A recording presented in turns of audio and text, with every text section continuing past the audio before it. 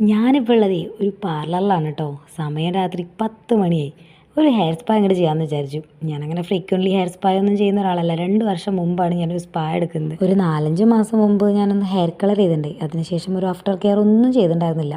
അപ്പോൾ ഒരു ചാൻസ് കിട്ടിയപ്പോൾ സമയമൊന്നും നോക്കിയില്ല. നട്ടപ്പാതിരെങ്കിൽ നട്ടപ്പാതിര.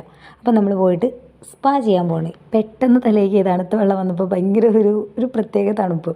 അപ്പോൾ എന്തായാലും നല്ലൊരു ഹെയർ വാഷ് കഴിഞ്ഞിട്ടുണ്ട്. ഷാമ്പൂ ചെയ്ത് വാഷ് ചെയ്ത് ഡ്രൈ ചെയ്ത് പിന്നെ ആസ് യൂഷ്വൽ നമ്മുടെ സ്പാ ക്രീമൊക്കെ ഇട്ട് നല്ലൊരു അടിപൊളി നല്ല വാംത്തുള്ള നല്ല ഉറക്കം വരുന്ന നല്ലൊരു മസാജൊക്കെ ചെയ്തു.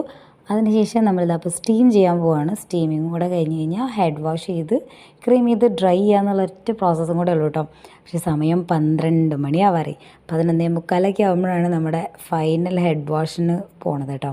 അത് കഴിഞ്ഞ് ഡ്രൈ ചെയ്യുമ്പോൾ അത്രയും ടൈം എടുക്കുമല്ലോ. ഒന്നാമത് ലെങ്ത്തൊക്കെ കൂടുതലുള്ള കാരണം. അപ്പോൾ ഞാൻ അവസാനം പറഞ്ഞു എനിക്ക് ഫ്രണ്ട് പോർഷൻ മാത്രം ബ്ലോ ഡ്രൈ ചെയ്താൽ മതി. പിന്നെ ഒന്നാമത് നമ്മൾ ഈ ഒരു ട്രീറ്റ്മെൻറ്റൊക്കെ ചെയ്യുന്നത് ഹെയർ കുറച്ചും കൂടെ ഹെൽത്തി ആവാൻ വേണ്ടിയിട്ടല്ലേ. വീണ്ടും ഡ്രൈ ആക്കി കഴിഞ്ഞ് കഴിഞ്ഞാൽ എന്തായാലും മുടി പൊട്ടിപ്പോവും. അപ്പോൾ ഞാൻ പറഞ്ഞു വേണ്ട അത് മതി എന്നുള്ളത്. അപ്പോൾ അങ്ങനെ നല്ല അടിപൊളി ഒരു സ്പാ ഒക്കെ കഴിഞ്ഞു കേട്ടോ. 11:56 രാത്രി.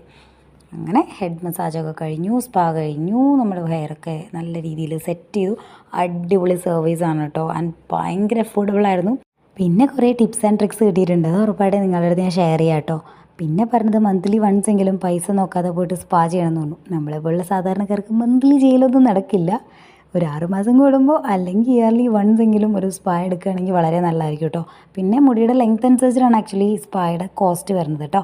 ഫ്രീക്വൻ്റ് ആയിട്ട് എല്ലാ മാസവും കൃത്യമായി സ്പാ ചെയ്യുന്നവരുണ്ടെങ്കിൽ താഴെ കമൻറ്റ് ചെയ്യണേ. അതേപോലെ ഇതുവരെ സ്പാ എന്ന് പറഞ്ഞ സംഭവം ചെയ്തിട്ടേ ഇല്ല എന്നുള്ളവരും കമൻറ്റ് ചെയ്യണം കേട്ടോ. അപ്പോൾ ചെയ്യാത്തവരെന്തായാലും പോയി ചെയ്യുക. അപ്പോൾ ഒരുപാട് സർപ്രൈസസും പുതിയ വിശേഷങ്ങളും ലൈഫ് അപ്ഡേറ്റ്സ് ഒക്കെ ആയിട്ട് നമ്മൾ വീഡിയോ ചെയ്യുന്നുണ്ടാവും. ഫുൾ വീഡിയോ കണ്ടു നോക്കാൻ മറന്നു പോകണ്ട. അപ്പോൾ അത്രയേ ഉള്ളൂ. Tata bye bye.